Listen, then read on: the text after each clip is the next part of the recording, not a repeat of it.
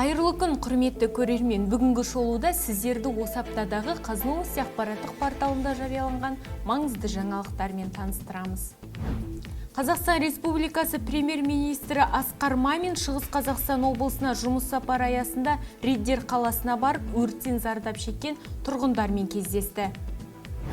Білім министрі Асхат Аймағамбетов мықты түлектерді педагог мамандығын таңдауға шақырды.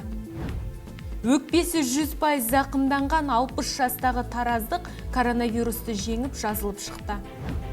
Қазақстан коронавирустың таралуы бойынша сары аймақта. Ел бойынша жазылғандар саны 348.428 адам. Елімізде 2 миллионнан астам адам коронавирусқа қарсы вакцинаның бірінші компонентін салдырса, екінші компонентті 10 мыңға жуық адам салдырған. Қазақстанда отандық ауыл шаруашылығы техникасының сатылымы өсті.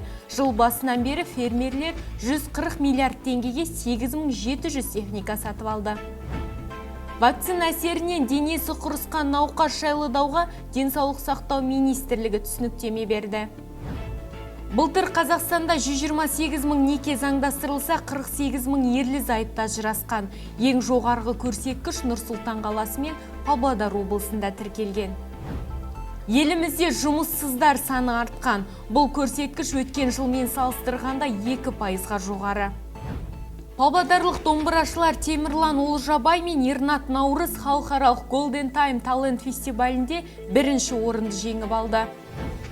Спорттан бірер ақпар. Зинедин Зидан Реал командасының бас жаттықтырушысы қызметінен кетті. Головкиннің биылғы жоспары белгілі болды. Ол 31 желтоқсан күні орта салмақтағы жапондық Риота Муратамен жұдырықтасуға ниетті. Осы және өзге де маңызды жаңалықтарды Қазновости ақпараттық порталынан оқи аласыздар. Келесі аптада кездескенше аман болыңыздар.